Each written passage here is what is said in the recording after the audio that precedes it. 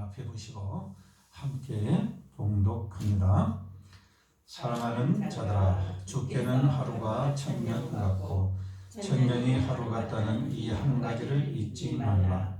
주의 약속은 어떤 이들이 더디다고 생각하는 것 같이 더딘 것이 아니라 오직 주께서는 너희를 대하여 오래 참으사 아무도 멸망하지 아니하고 다 회개하기에 이르기를 원하시느니라.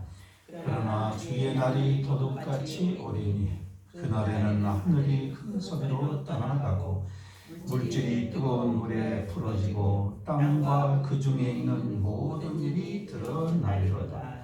이 모든 것이 이렇게 풀어지리니 너희가 어떠한 사람이 되어야 마땅하냐.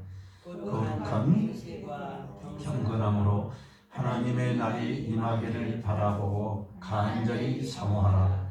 그날에 하늘이 불에 타서 풀어지고 물질이 뜨거운 불에 녹아지려니와 우리는 그의 약속대로 의가 있는 것인 새 하늘과 새 땅을 바라보도다. 그러므로 사랑하는 자들아, 너희가 이것을 바라보나니 주 앞에서 점도 없고 흠도 없이 평강 가운데서 나타나기를 힘쓰라. 아멘. 자, 오늘 주시는 하나님의 말씀은 무엇입니까? 주의 약속을 잊지 말라. 주의 약속을 잊지 말라. 약속을 했으면 어떻게 해야 돼요? 잊으면 안 돼요. 자, 오늘이 이번 주간이 무슨 주간입니까? 그죠. 우리 나라뿐만이 아니라 음력을 세우는 모든 동남아시아 국가들은 설날 구정이라고 합니다. 자, 정부에서는 지자체는 프랑까지 걸어놓고 자녀들을 내놓지 말라고. 부모에게 효도하는 것은 안 오는 것이다. 근데 부모 마음은 어때요? 오는 것이 효도하는 것이다. 그죠? 근데 나라나 방역단체에서는 안 가시는 것이 효도라고 이야기를 합니다. 그래도 자녀들은 부모에게로, 고향으로 갑니다. 이것은 하나의 전통 이전에, 설날이라는 전통 이전에 우리 한국 사람 10년 만에 뿌리 깊이 박혀있는 그런 어떤 회기성 때문이에요. 이것을 우리는 영혼적 끌림이다, 이렇게. 그 외에는 어떻게 말을 할 수가 없어요. 그걸 표현을 못해요.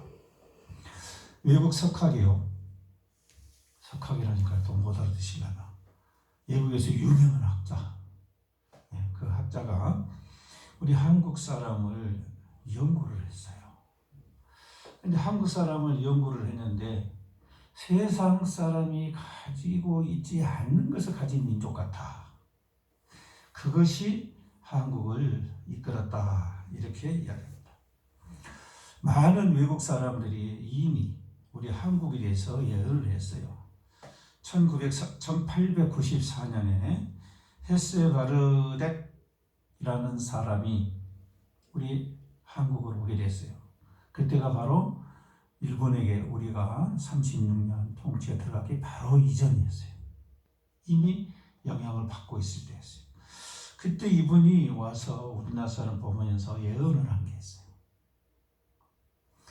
이분이 보니까요, 백성들이 정말로 게으르 터졌고, 도시라는 한양은 사방대가 오물투성이고, 사람들이 가정 안에서 변을 보고 뭐하면 길에다 갖다 뿌려본 거예요.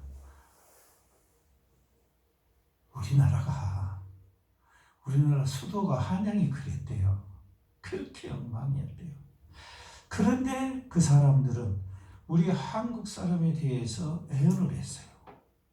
앞으로 한국을 주시해야 될 것이다. 이 한국은 틀림없이 뭔가 일을 해낼 민족이다. 그들이 게으르고 그들이 못 사는 것은 그들이 능력이 없어서 그런 것이 아니다라고 본질을 봤어요. 그래서 그분이 뭐라고 했냐? 우리 한국 사람들이 가난하거나 머리가 부족해서 산업혁명을 못하고 그런 게 아니라는 거예요. 그 당시에 문화가 바로 서민들이 돈을 버는 쪽쪽 관리들이 다 뺏어가 버렸어요. 세금이고 뭐고. 이거 어차피 벌어봐야 뺏길 거. 그냥 안 벌어버린다는 거예요. 그냥 편하게 먹고 살란다. 그냥 조금 벌고 조금. 이러니까 어떻게 했어요? 모든 나라가 가난해지더라고요. 역으로 따지면은 우리나라가 힘을 발휘 못한 것은 관리들 때문이라는 거예요. 관리들. 오늘날 어쩝니까? 관리들이 문제라는 거예요. 그러나 국민들 개개인을 봤을 때는 뛰어난 역량을 가지고 있다는 거예요. 그 중에서 이번에 한 가지를 선택한 것은 뭐였냐면 백성들이 진실성이 있다라는 거예요. 백성이 진실성이 있다. 이것을 다른 외국인은 뭐라고 여겼냐? 한국 사람에게는 세계 다른 문화도 특별한 문화가 있는데 그것이 정의 문화다. 정이란 다른 말로 표현을 하면 뭐가 있을까요? 호의, 친절 이런 뜻을 가지고 함께 있어요. 그래서 대체 우리나라 사람들을 보면 본능적으로 본질적으로 뭔가를 모르지만 손님들을 어떻게 해요? 대접을 엄청 잘해요. 그죠? 엄청 잘해요. 그게 속 안에서 잘 우러나와서 하는 그 문화가 우리나라의 문화다. 자, 이런 것들을 보게 되면은 우리 대한민국이 오늘날 이렇게 발전한 것이 하나도 이상하지 않아요. 이미 100년 전, 120년 전, 140년 전에 우리 한국을 다녀간 사람들이 그 한국에 우리 살고 있는 모습을 보면은 기가 막히지만은 140년 전에 우리 선교사님들도 적어놓은 게 있잖아요. 우리 한국에 와서 보니까 사람이 시커매가지고 맹 거짓말하고 도둑질해가고 밥을 무지하게 많이 먹고 이런 것들만 기록되어 있지만은 그러나 그 가운데서 그 백성들의 본질을 본 거예요. 그 백성들이 하겠다는 마음만 불어넣어주면은 무서운 민족이 될 거라는 것을 그 외국 사람이 이미 알고 예언을 했던 거예요. 근데 여러분, 그 예언이 지금 이루어졌어요? 안 이루어졌어요? 그렇죠. 이루어져 가고 있어요. 우리나라가 이렇게 발전한 것도 결코 잘못된 게 아니에요. 저는요, 우리나라가 정의 문화를 가지고 있는 것, 이것을 저는 대단히 높이 삽니다. 어찌 보면은 하나님의 뜻이 어디에 있는가를 여러분 가만히 들여다보게 되면은 성경을 보다 보면은요, 하나님이 우리를 어떻게 살아가야 한다고 말씀하셨구나 라는 것을 알게 된다면 우리나라의 정의 문화가 가장 하나님 말씀에 흡사한 삶이라는 것을 알 수가 있어요. 그러니 하나님의 축복할 수밖에 없는 그런 민족이 된 거죠. 자, 우리 신앙인들도 마찬가지입니다. 우리는 주님이 우리에게 하신 약속의 말씀을 믿습니다. 아멘. 주님은 우리에게 이 땅에 오셔서 하나님 나라를 알고 하나님 나라가 분명히 있다는 것을 알고 그것을 깨우치게 하고 믿게 하셔서 우리에게 우리 번향이 있다는 그러한 우리에게 소망을 심어주셨어요. 그리고 그 길로 인도를 하셨습니다. 그리고 우리가 그날에 이를 때까지 주님께서는 우리를 위해서 중보 기도하시겠다고 약속하셨어요. 아멘. 그런데 여러분, 우리가 주님 오실 그날 또는 우리가 주님을 개인적으로 만날 그날 그 날을 기다리다 보면 여러분 그게 쉽습니까? 참 어려워요. 그렇죠? 세상 속에서 많은 문제들이 생겨나요. 젊으면 젊은 대로, 나이가 되면 나이가 드는 대로 무슨 문제든지 다 우리 앞에 다가와요. 그 문제를 통해서 우리는 힘들어하고 지쳐요.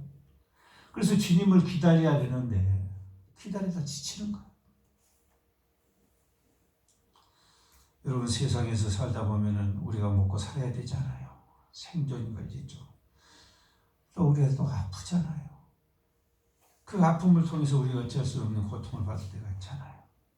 또는 내가 바라고 희망한 것들을, 또는 사업 같은 거 이렇게 하다가 또 실패를 보잖아요. 그 실패의 아픔을 또 보잖아요. 또 우리가 나이가 들어가면서 점점 우리의 신체가 어떻게 됩니까? 약해져 가잖아요. 그래서 마음뿐이지 우리 육신이 따라가지 못하고, 이런 것들을 통해서 우리는 지칩니다. 그래서 주님 언제 오시렵니까? 마라나타, 속히 오시옵소서. 그러나 한때 잘 나갈 때는 어쩝니까? 주님 늦게 오시옵소서 그러죠. 그런 사람은 그렇지만 세상 속에서 정말 힘들고 고통 속에서 정말 기다림에 지친 사람들은 주님이 빨리 오시기를 바라요. 여러분, 정부에서는 왜 고유 명절인 이 구정 때 자녀 보고 부모 집이 가지 말라는 거예요. 그게 뭘 의미한 거겠어요? 자녀들은 그러함에도 고향으로 또는 부모님 집으로 찾아 내려갑니다. 왜 그럴까요? 거기 안에는 바로 내가 사랑하는 사람이 있기 때문에 그래요.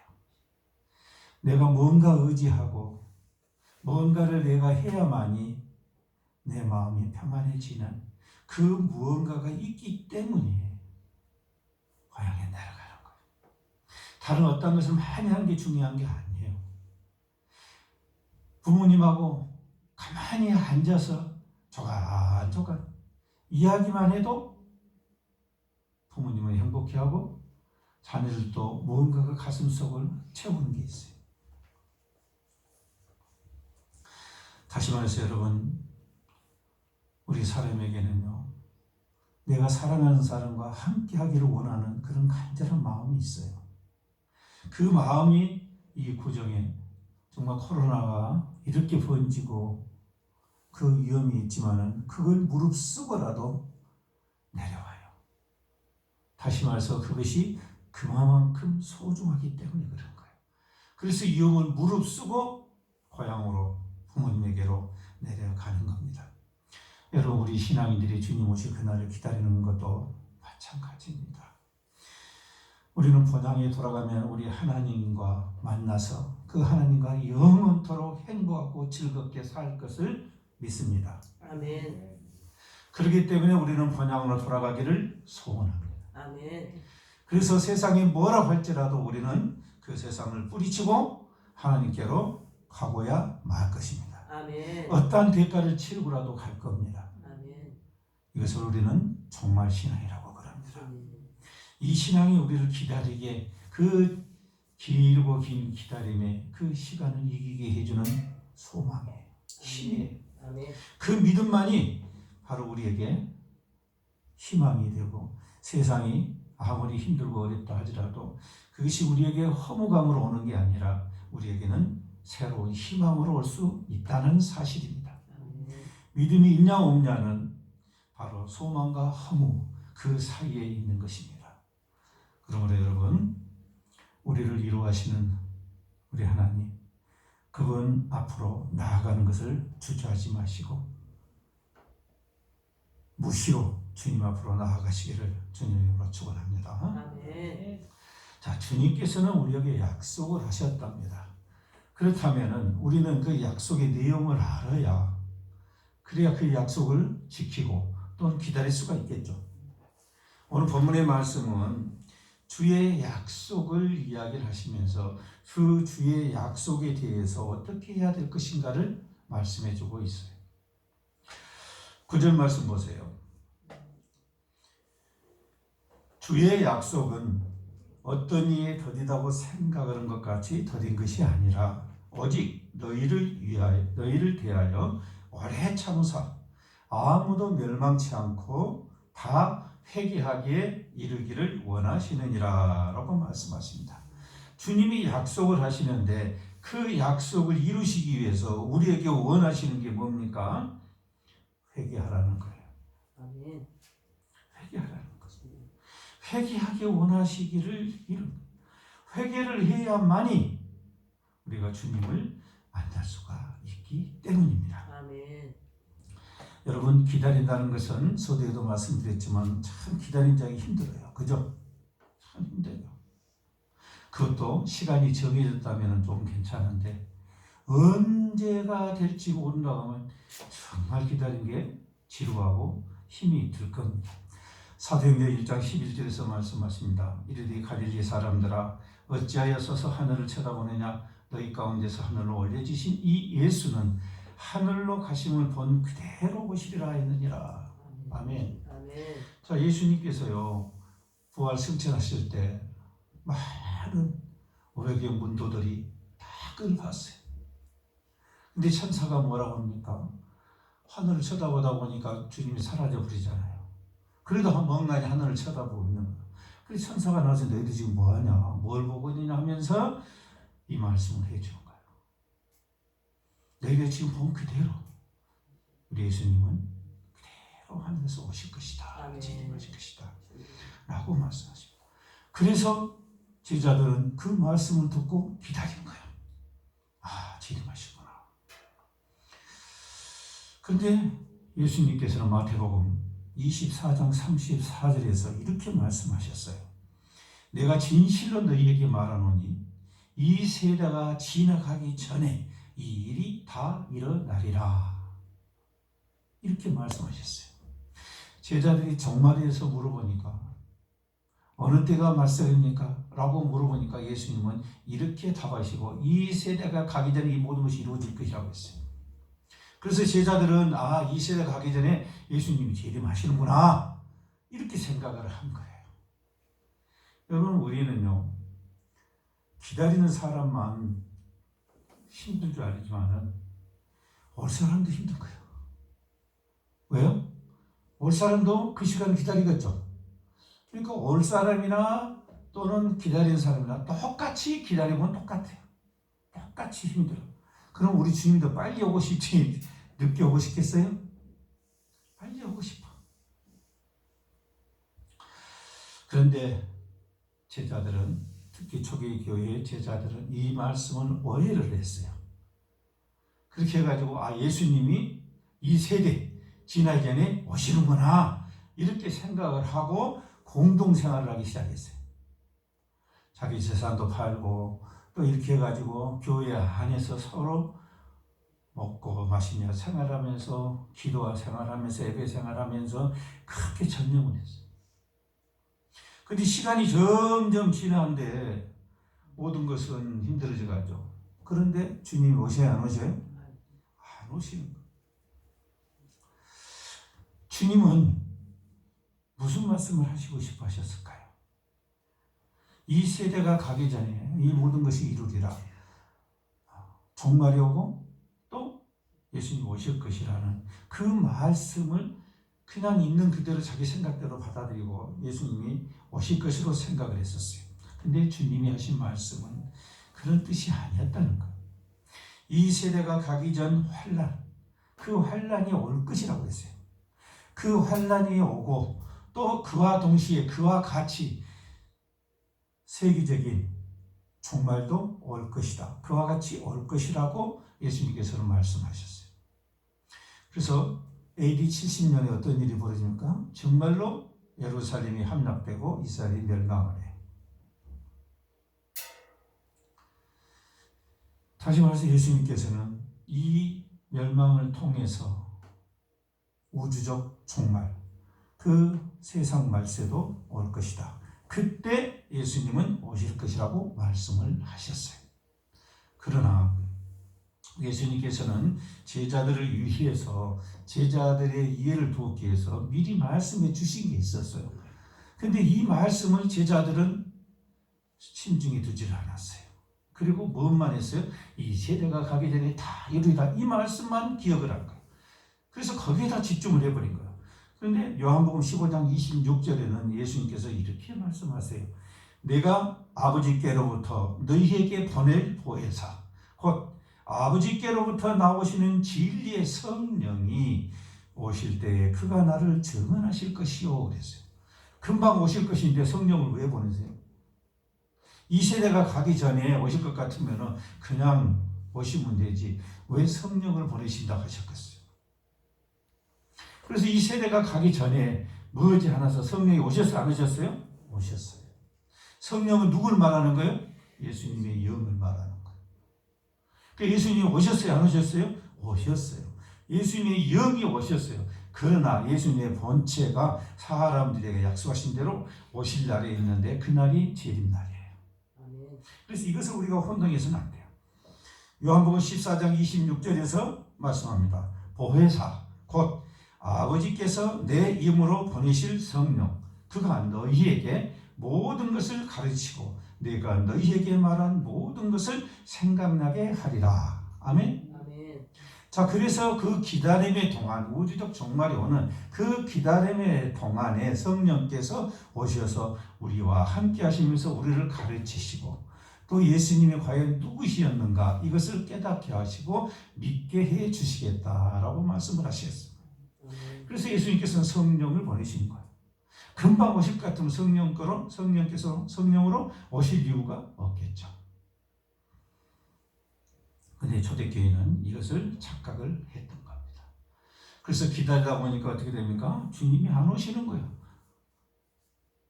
시간이 아무리 지나도 주님이 오시려고 생각 안 하시고. 그래서 사람들 마음에 이제 어떤 마음이 들기 시작하니까 아, 주님이 거짓말 하셨나? 뭐가 우리가 잘못 알고 있나? 라는 생각을. 근데 오늘 본문의 말씀 보게 되면 주님이 드디어 오신 이유를 뭐라고 말씀하세요? 그렇죠. 아무도 멸망치 않고 다 회개하게 이르기를 원하시느니라. 아멘. 다시 말해서 하나님께서 기다리시고 있다는 거예요. 우리의 영혼이 돌아오기를 하나님께서는 기다리고 계신다는 거예요. 여러분 다시 말씀드리지만 하나님의 계획을 우리의 지성으로 생각하면 답이 안 나옵니다. 하나님이 계획하신 그 계획이 그 생각이 우리가 이해할 수 있을 것 같으면 성경에 다 기록해 버렸어요. 그런데 우리는 그 하나님의 뜻을 이해할 수가 없어요. 그래서 하나님께서는 큰 테두리의 약속은 미리 주시고 성령으로 오셔서 우리로 하여금 하나하나의 사건, 한 삶을 살아가면서 우리가 점점 하나님의 뜻을 알게 돼 간다는 거예요. 이걸 뭐라고 그래요? 성화라고 그래요. 성숙되어지는 거예요. 그래서 여러분 우리는 성숙되어져야 돼요. 몸은 나이는 먹어가는데 항상 얘기 같은 생각을 하면 돼야 안 돼요? 되죠. 물론 얘기 같은 생각이 다 나쁘다는 게 아니에요. 여러분 동심은 가져야 됩니다. 동심은 하나님이 주신 가장 착한 마음이에요. 그죠? 그래서 동심을 없애버리라는 뜻이 아니에요. 동심 없애는 것이 성숙한 게 아니에요. 동심은 아무리 나이가 먹어도 어찌해야 돼요? 살아있어야 돼요. 순진하고 천진난만한 정직함 이런 것들은 살아있어야 돼요. 그런데 어린애 같이 다른 사람 돌보지 않고 자기 욕심 부리는 그런 것을 말하는 것이지 순진하고 천진무관 이런 것을 말하는 게 아니에요. 가장 우리가 순수한 상태가 나이가 들어갈수록 더 돼야 돼요. 자, 회개를 하게 되면은 우리는 5가지를 얻게 됩니다. 자, 회개는 뭡니까? 어떤 사람이 회개합니까? 자신이 죄인인 줄을 아는 사람이 회개를 해요. 내가 죄인지를 모르는데 어떻게 회개를 합니까? 내가 죄진 게 없는데 내가 뭘 회개를 하냐고 이렇게 하죠. 그런데 성령 하나님께서는 그런 우리에게 내가 어떠한 죄를 저지르는가를 가르쳐 주십니다. 여러분 궁금하시죠? 회개해 보시면 알아요. 지금 제가 말씀드린 뜻이 무엇인지를 아시게 될 겁니다. 여러분이 잊어버렸던 기억하지도 못한 그런 죄까지도 전부 성령께서 우리로 하여금 깨닫게 하고 보게 하십니다. 그러니까 회개가 터져 안 나오더니 안 나올 수가 없어요. 후회 같은 게 아니에요, 여러분. 성령이 함께 하실 때 여러분 우리의 죄가 밝히 드러납니다. 어둠에는 뭐가 오면 밝혀집니까? 빛이 옵니다. 성령이 내 안에 들어오셔야 내 안에는 죄가 드러나지, 성령이 내 안에 들어오셔야 내 안에 어둠은 그대로 있는 거예요. 그래서 모르는 거예요. 두 번째로, 그런 죄를 지은 우리가 그 죄값을 내가 감당할 수 없다는 것을 깨닫게 됩니다. 이걸 깨닫게 되면 우리는 절망에 빠져버려요. 그런데 예수님께서는 이 땅에 오셔서 우리로 하여금 그 죄에서 벗어날 수 있는 길을 열어주셨어요. 그래서 우리가 뭘 알게 됩니까? 하나님의 자비를 깨닫게 돼요. 예수님을 통해서 우리의 죄를 대신하고 예수님의 그 사랑을 우리를 위한 속죄해 주시는 그것을 희생을 우리가 믿을 때에 바로 감사의 회개가 나오게 되는 겁니다. 아멘. 세 번째로, 그러한 자기 죄를 슬퍼하고 더 나아가 미워할 정도까지 나아가야 돼요. 나는 어쩔 수 없었다 이렇게 핑계대는 게 아니라, 나 상황이 그랬었다, 여러분 그렇게 핑계대는 게 아니고, 자기가 죄를 지을 수밖에 없는 약한 존재임을 깨닫고 슬퍼해야 돼요. 그리고 더 나아가서 그런 자기 죄를 지은 자기 자신을 미워할 줄을 알아야 돼요. 바로 그런 사람들만이 그 죄에서 떠나서 하나님께로 정말로 돌아갈 수가 있기 때문입니다. 그래서 회개의 가장 큰 것은 죄에서 떠나서 하나님께로 돌아가는 거예요. 돌이키는 거예요. 이것이 회개예요. 그냥 돌아가는 정도가 아닙니다. 굳은 결심과 노력으로서 새롭게 순종하는 거예요. 새롭게 순종. 소요리 문답 87번에가 나와 있어요. 자, 여러분, 가장 중요한 것은 뭡니까? 주님의 약속은 다른 것이 아니에요. 바로 우리가 하나님과의 관계를 회복하기 위해서 뭘 하라고 그러십니까? 거룩하라고 하신 겁니다. 거룩하라. 하나님의 약속은 어느 때 이루어집니까? 우리가 거룩해질 때 이루어져요. 그런데 그 거룩은 어떨 때 이루어집니까? 어떨 때 이루어져요? 네. 성령님의 지배를 온전히 받을 때 이루어집니다. 아멘. 하나님 나라는 이곳에 있다 저곳에 있다는 것이 아니라 우리의 마음에 있다고 말씀하면 뭡니까? 내 마음이 하나님의 법의 통치를 받게 되면 그것이 곧 하나님 나라라는 거예요. 그러므로 여러분, 우리는 성령의 지배를 받게 되면 당연히 우리가 거룩해질 수밖에 없습니다. 내 힘으로 내 노력으로 거룩해지는 거 여러분 시도해 보세요. 그 길이 얼마나 힘든가요? 그리고 하기가 얼마나 어려운가요? 그러나 성령님의 도우심을 받게 되면은 그런 생각조차도 하지 않고도 그렇게 되어지는 겁니다. 여러분, 복음이 가장 좋은 것은요, 되어지는 거예요. 내가 되는 것이 아니라 되어지는 거예요. 그것이 하나님의 은혜입니다. 그래서 복음을 하나님의 선물이라고 한 이유가 바로 여기에 있는 겁니다. 주의 약속을 이루기 위해서는 우리가 어떻게 한다고요? 성령의 지배를 받아서 어떻게 한다고요? 거룩해야 된다. 그래서 우리는 항상 거룩해지려고 하는 그런 노력이 당연히 필요하다 하는 겁니다. 두 번째로 10절 말씀입니다. 주의 날이 도적같이 오리니 그랬어요. 주님을 다시 만나게 되는데, 주님을 다시 만날 그 날이 도적같이 온단 말은 무슨 말입니까? 예고 없이 찾아올 거라는 거예요. 예고 없이 찾아와요. 그 종말이란 것은 우리가 피할 수 있는 그런 게 아니에요. 종말 때 환란이 온다고 그러는데 그 환란은 우리가 노력하면 피해 나갈 수 있는 그런 상황이 아니라는 것. 그런 감당할 수 없는 고통의 시간이 마지막 때에 온다는 거예요. 그래서 오늘 본문에서 뭐라고 말씀합니까? 그날에는 하늘이 큰 소리로 떠나가고 체질이 뜨거운 불에 풀어지고 땅과 그 중에 있는 모든 이 드러나려다. 자, 여러분, 이걸 딱 하면 뭔가 떠오르는 게 있어야 돼요.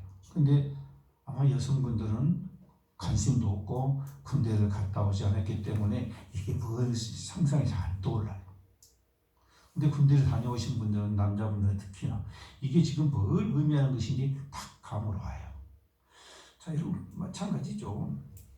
어떤 목사님들은 이것을 해석할 때 마지막 때 핵전쟁이 일어날 것이다. 그래서 큰 소리가 나고 체질이 뜨거운 물에 풀어져 녹아버린다는 소리죠. 실제로 핵폭탄이 터지면 어떻게 돼요? 우리가 보진 않았지만 히로시마나 뭐 이런 거 봤잖아요. 그 결과가 어떻게 나왔는가. 율법에서는 전쟁, 또 계시록에서 나오는 3차 세계대전 아마겟돈 전쟁을 이야기도 합니다. 그래서 계시록 16장 16절에 보게 되면요, 새 영이 히브리어로 아마겟돈이라는 곳으로 왕들을 모으더라 라고 해서 세계의 마지막 전쟁이 일어날 것이 예언이 돼 있습니다. 그래서 이 날을 준비하라는 거예요. 다시 말해서 종말을 준비하라는 겁니다. 그래서 예수님께서는 도적같이 그날이 언제 올지 모르니까, 임하니까 어떻게 하라고 했어요? 항상 깨어 있으라 그랬어요. 아멘. 그래서 여러분들 주무시면 안 돼. 그죠? 육신에 주무시면 하는 거 아니에요. 아마 3일 버티던가 모르겠어요. 3일 동안 잠 안 자면요 정신이 하나도 없어요. 그죠? 근데 여기서 말씀하는 것은 깨어 있으라, 그 잠을 자지 말라는 뜻이 아니죠. 영적으로 준비하라는 뜻이에요. 아멘. 3장 11절에 말씀하시는 것을 보세요. 이 모든 것이 이렇게 풀어지리니 너희가 어떤 사람이 되어야 마땅하뇨, 이렇게 이야기가 나옵니다. 자, 그날이 도적같이 오는데 그날을 준비해야 된대요. 그 준비하는데 그 준비가 뭐냐는 거예요. 한간에 말다니까 뭐 지하 뭐 10몇 층으로 파고 들어가고 그 안에서 몇 년간 살 수 있는 음식을 넣어놓고 그런 준비하라는 겁니까? 그런 준비가 아니죠. 지금 주님이 말씀하시는 우리가 성도들이 해야 할 준비가 있어요. 그 준비가 뭐라고요? 네? 우리 주님은 가끔 가다가 우리가 이해할 수 없는 말씀하세요. 왜요? 본질을 말씀하셔버려요. 그러니까 우리가 당황할 때가 있어요. 오늘도 마찬가지. 지금 피난이나 물질 같은 거 어디 장소로, 정감록에 나온 것 같이 어디 장소로 피하면 된다, 이렇게 말씀하신 게 아니에요. 뭐라고 말씀하십니까? 어떠한 사람이 되어야 마땅하뇨 그랬어요. 깨어 준비한다는 말은 다른 말이 아니라 사람이 돼야 된대요. 사람이. 그게 우리가 마지막을 준비하는 거랍니다. 그러면 사람이 돼야 되는데 우리가 사람 아닙니까? 다 사람이에요. 그런데 오늘 말씀 뭡니까? 어떤 사람이 돼야 되느냐 그 말이에요. 그것이 깨어 준비하는 거예요. 그것이 우리가 종말을 대비하는 거라 그 말이에요. 돈 많이 모으고 이런 것이 아니라, 그 첫 번째로 거룩한 행실과 경건함으로 그랬어요. 거룩한 행실과 경건함으로. 어떠한 사람이 돼야 돼요? 거룩한 사람이 돼야 한다. 그러면 거룩한 사람이 돼야 되는데, 거룩한 사람이라고 내가 알고 있는 그것이 아니라 뭐가 된다고요? 행실로 드러나야 된다 그 말이에요. 내가 예수를 믿는다 하면서 조금만 갖고 남하고 싸우고 다투고 막 욕하고 핏대 올리고 이러면 돼야 안 돼요? 안 된다. 예수를 믿는 사람답게 그렇게 살아야 된다는 거예요. 그것이 거룩이에요. 두 번째로 3장 12절에서 말씀하십니다. 하나님의 날이 임하기를 바라보고 간절히 사모하라. 사모하랍니다. 하나님은 간절히 사모하는 거예요. 이런 사람이 되라는 거예요. 이런 사람이 되는 것이 뭡니까? 종말을 준비하는 사람이라고 말이에요. 마태복음 24장 42절에서 말씀합니다. 그러므로 깨어 있어라. 어느 날에 너희 주가 임할는지 너희가 알지 못함이니라. 계속 깨어 있으라. 마태복음 26장 41절에서 말씀하십니다.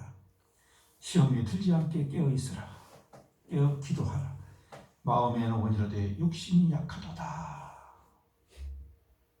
여러분, 우리가 이렇게 깨어 있어야 되는데요.